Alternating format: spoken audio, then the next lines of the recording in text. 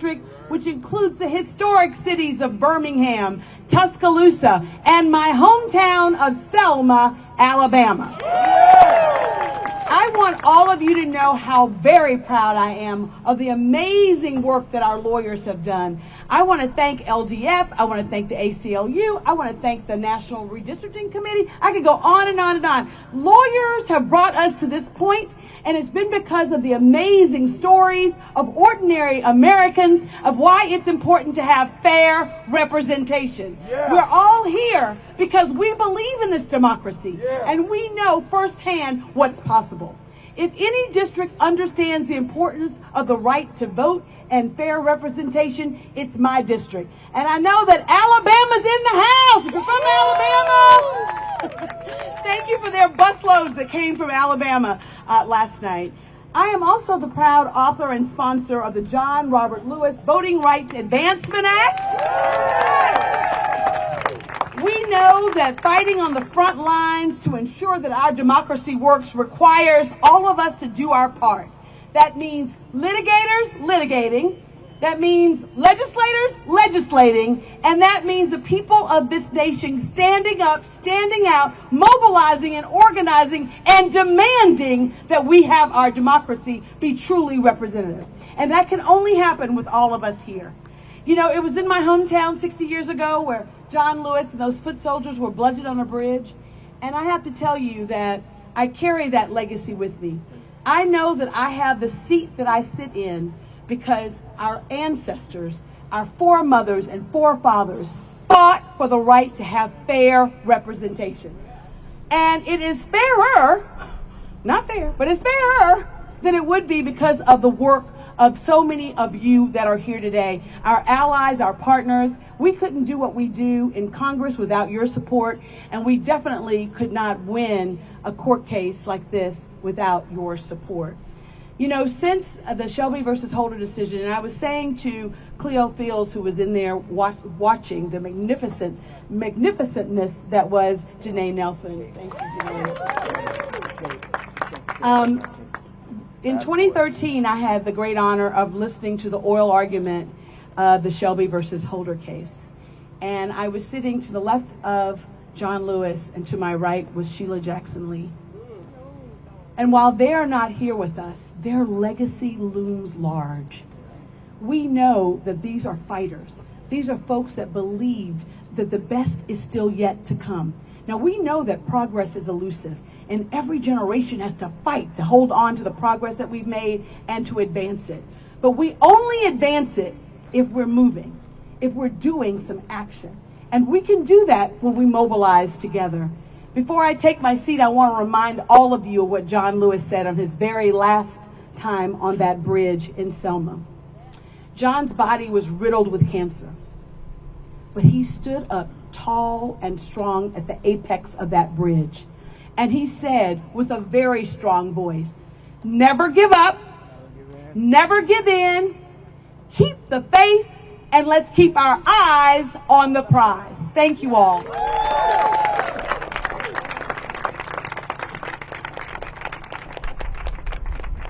Good afternoon, everyone. I'm Stuart Nafee. I am the manager of the Redistricting Project at the Legal Defense Fund, and I had the great honor today to sit next to Janae Nelson at the council table in the Supreme Court. We stand here today because of the tremendous and unyielding dedication of everyday Louisianans who have organized for years for the promise of fair representation and a fair congressional map. Louisiana and the people on the other side say that we don't need the Voting Rights Act anymore. They say that things in Louisiana have changed and there's no more discrimination and we don't need the Voting Rights Act to protect black people anymore. They say the needs of black voters in Louisiana no longer justify a statute that protects against discrimination.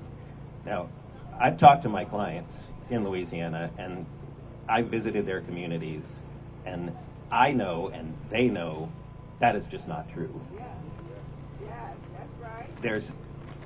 There's poverty, there's inequitable access to health care, there's food deserts. All of these things are the result of years of discrimination, and fair representation is the quickest and fastest cure for the discrimination that still prevails all over the state of Louisiana. Now, things have gotten better in some ways. Now we have 2 congressional districts that allow black voters an opportunity to elect candidates as well. That only happened because of the Voting Rights Act. In 1980, in the 1980s, after the Congress amended the Voting Rights Act, the first majority black congressional district in Louisiana was created after litigation in court under the Voting Rights Act. We would not have 1 district in Louisiana without the Voting Rights Act. And then in 2022, we sued Louisiana because they failed to create a 2nd district, even though the population has changed. The black voters now make up 1/3 of the state, and white voters continue to decline as a share of the population, but they continue to hold on to power.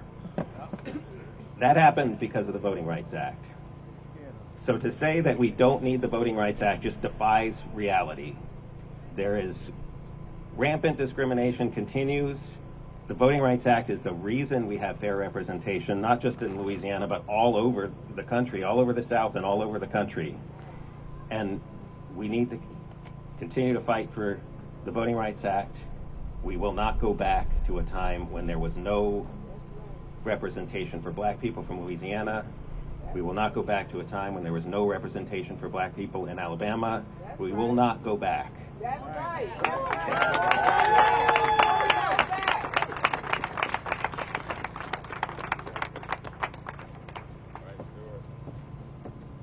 Good afternoon.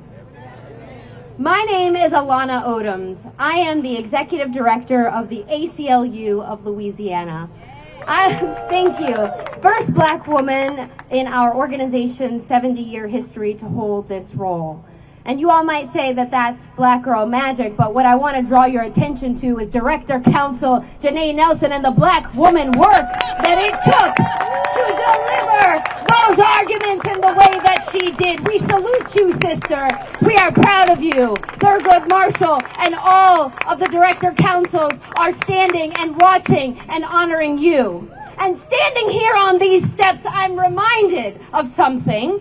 I'm reminded of Dr. Martin Luther King's words from the March on Washington, that when the architects of our republic, the Constitution and the Declaration of Independence, they were signing a promissory note to which every American would fall heir.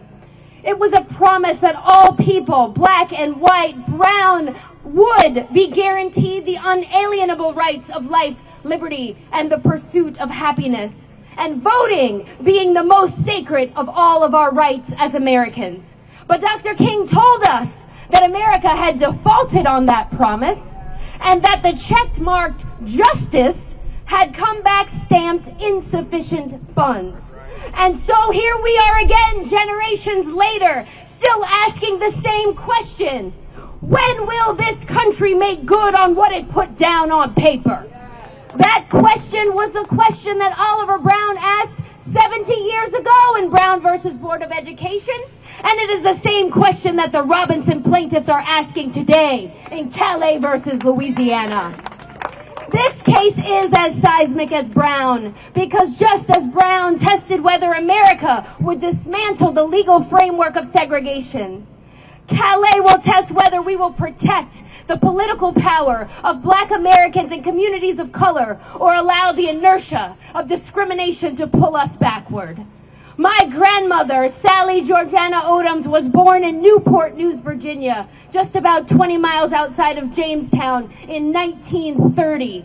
She came of age under Jim Crow, when discrimination and racial segregation were not just social norms, they were the law. The inertia of discrimination was built into the system itself. Power kept it running. Only resistance could interrupt its motion. That inertia didn't end with Jim Crow, though. It simply evolved. Today it hides behind new names, voter integrity, a colorblind constitution, partisan gerrymandering. Yet we all know what this case is about. It is about racial gerrymandering. And we know that voter suppression continues to live on in the state of Louisiana, all across the American South and across this nation. The tools have changed, my friends, but the intent has not. To dilute the political power of black communities and communities of color, and to maintain the imbalance of representation. That is what Section 2 of the Voting Rights Act was designed to prevent. It doesn't ask what's in someone's heart. Again, as Justice Jackson brilliantly argued, it doesn't ask about discriminatory purpose. It looks at the effect. And the effect in Louisiana is clear. The old maps denied black voters an equal voice. And when a fair map was created at last, giving black voters a second opportunity district in a state that is 1/3 black, what happened? A group of white residents sued, calling it violation of the Equal Protection Clause. Now the Supreme Court is determining and answering a dangerous question: whether remedying racial discrimination violates the Constitution itself. This is not neutrality. This is the inertia of discrimination dressed up as equality. I have the privilege to represent the beautiful state of Louisiana. It is a state of contradiction and yet of deep courage. The birthplace of Plessy versus Ferguson, but also of resistance. The Baton Rouge bus boycotts that inspired Dr. King himself in Montgomery. In my work with the ACLU, I often think about the sons and daughters of our movement. Dr. Ronnie Moore, now some 80 years old, the son of Louisiana, he was a member and founding member of the Congress on Racial Equality, a hero of our civil rights movement who risked his life registering voters. Dr. Ronnie is famous for these words: "You have to know what time it is." And my friends, we know what time it is. It's time to march, not retreat. It's time to resist the inertia of discrimination that tells us to stand still. It's time to resist the powers that tell us to sit down when we know we must stand up and fight back. It's time to defend the Constitution, not just for minorities, communities, but for all people. This is what we must do. The law, I believe the law at its best is an act of love. A promise that we belong to one another and that every voice matters. But love, like justice, requires motion. We can't stand still. It requires us to push against the inertia of discrimination that would hold us in place. This case will show whether we remain a nation becoming or a nation retreating.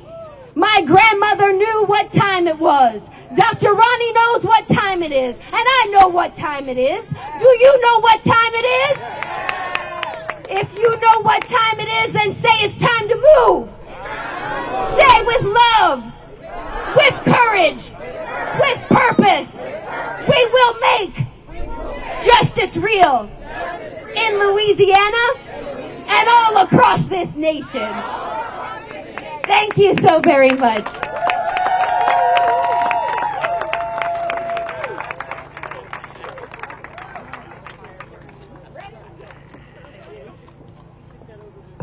If you can give me one moment before we disperse, I want to thank a gentleman who I just saw, and that is Anthony Romero. Come on, back out the car.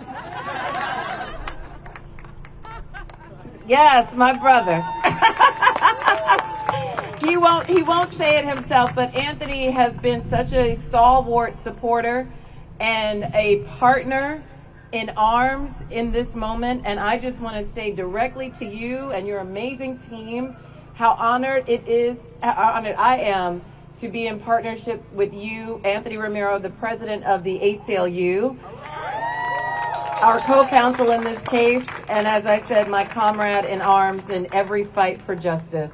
Thank you. I also want to thank Maya Wiley, who helped to organize the rally.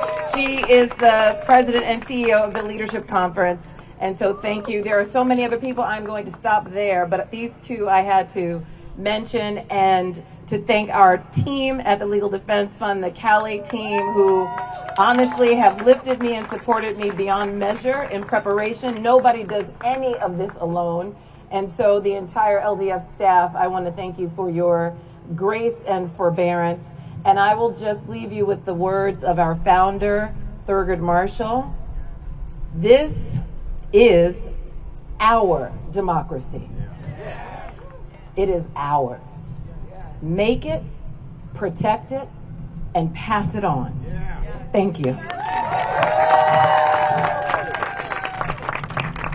We thank everybody for coming out today. If you have any media inquiries, please reach out to myself. My name is Troy Barnes, or Ella Wiley from ACLU, or Jesse Vad from ACLU Louisiana. Our information can be found on the media advisory, or you can catch me before I head out. Have a wonderful rest of your day. All right, thank you.